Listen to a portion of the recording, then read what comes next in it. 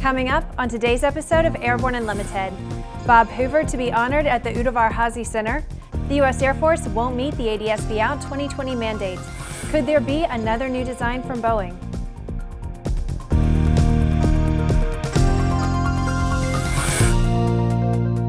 I'm Bri Cross. It's March 7th, 2016, and this is Airborne Unlimited. The Aviation Foundation of America will honor one of the greatest aviators in the history of aviation on April 2nd of this year when they unveil a life-size statue of the beloved aviation legend, R.A. Bob Hoover, at a reception at the National Air and Space Museum Stephen S. Udvar-Hazy Center. Greg Herrick, president of the Aviation Foundation of America, said, quote, "So many people love and admire Bob Hoover, and the moment seems right for all of us to join together and celebrate this great occasion." The Bob Hoover statue is a life-size bronze statue of Hoover, waving his iconic straw hat as he used to do following so many airshow performances. The sculpture is the work of sculptor Benjamin Victor. The celebration will be held at the Udvar-Hazy Center because Hoover's North American Rockwell Shrike Commander 500S is on display there, along with other artifacts belonging to the legendary pilot. We at ANN are pleased to see our friend Bob receive this honor as ANN CEO and Editor-in-Chief Jim Campbell continues to work on the project he heads up called Let Bob Fly. At the urging of Bob Hoover himself, Campbell is working to produce a detailed, full-length documentary chronicling the mistreatment this gentleman of aviation received from the FAA starting in 1992 and continuing for 3 years. The documentary will detail what happened and address the need to avoid similar FAA transgressions in the future. As all segments of aviation in the United States works towards the mandate to have ADS-B Out equipment installed by the year 2020 deadline, the U.S. Air Force has announced it will not meet that deadline for all of its aircraft.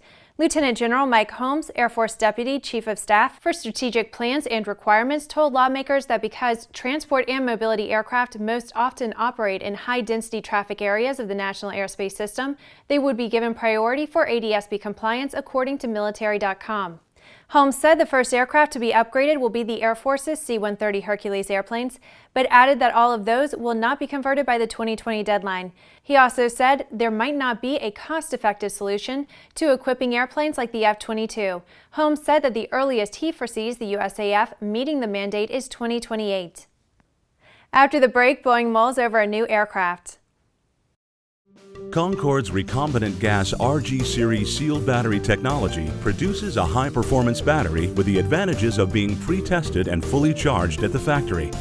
Find out more about Concorde's entire line of batteries at www.concordebattery.com.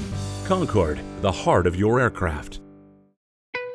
There's a difference between charting a steady course and pushing for the ceiling. And for nearly a century, Hartzell Propeller has been defining that difference. It's in our passion for engineering and research and our dedication to testing the limits of performance. We are built on honor. We are Hartzell Propeller. Welcome back. If you would like to be a supporter of Airborne Unlimited, send an email to jim@aero-news.net.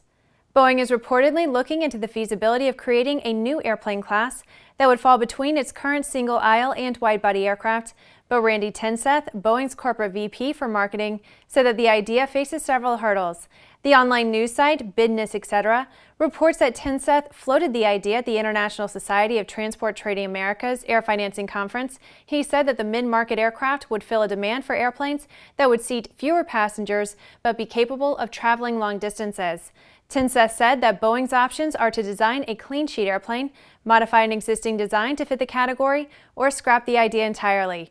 It's reported that Airbus does not seem to be interested in a mid-market concept and that the plane maker believes its existing A321 fills that niche without having to develop a new airplane. Each week, we share with you an online video that one of our viewers found especially entertaining. We call it our Aero Video of the Week.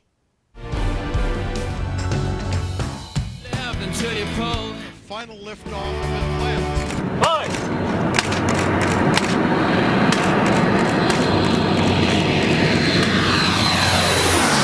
The U.S. Marine Corps' silent drill team is amazing to watch on their own, but when you add a flyby of the U.S. Navy Blue Angels C-130 transport, known as Fat Albert, the combined show becomes spectacular in this video. Search must-watch Silent Drill Platoon and Fat Albert on YouTube. After these messages, EM Aviation angle of attack indicator is approved.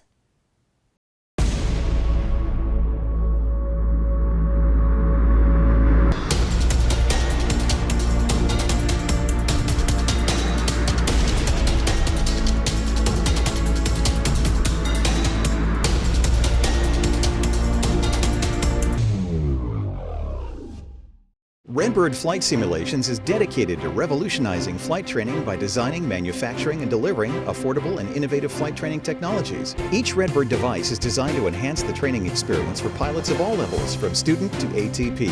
Redbird is quickly becoming the industry standard for flight training. Since Redbird introduced its revolutionary FMX in 2007, colleges, universities, and flight training operations around the world have integrated Redbird products into their curriculum. It's time to discover what Redbird can do for you. Join the migration. Sandia introduces the new SAI 340 Quattro TSO'd airspeed, attitude, altitude, and slip. With integral backup battery, safety never looked so good. See it now at www.sandia.aero. Welcome back. With so much news coming out of the aviation industry, we're summarizing some other interesting stories in a brief segment we call Around the Patch.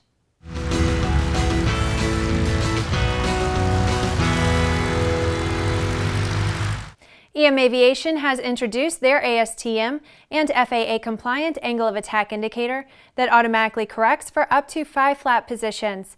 They say their system has been proven in hundreds of experimental aircraft and is accurate within 1 degree in set flap positions. The selection committee of the California Aviation Hall of Fame has announced the 2016 inductees. They are Major James L. Brooks, Steve Hinton, Lieutenant Colonel Skip Holm, and Seymour Robin. The induction ceremony is scheduled at the Museum of Flying on March 23rd. ASTM International's Committee on General Aviation Aircraft approved 2 new standards that cover handling characteristics and icing protection.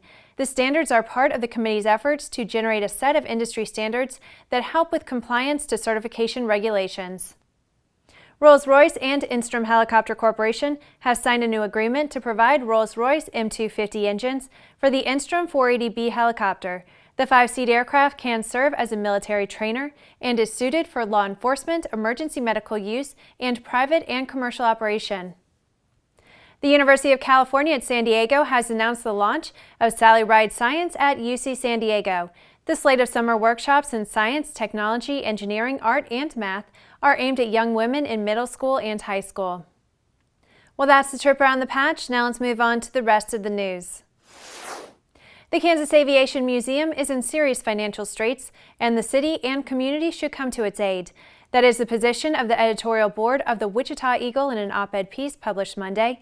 The museum board says that the health of the museum is critical to the standing of Wichita as the air capital of the world. It's reported the board has also discussed the possibility of bankruptcy and selling some of its collection at recent meetings. Financial reports indicate that the museum is losing $25,000 to $30,000 per month, according to the editorial. The museum has reportedly cut its full-time staff to 1 person and is now only open on weekends in an effort to cut costs.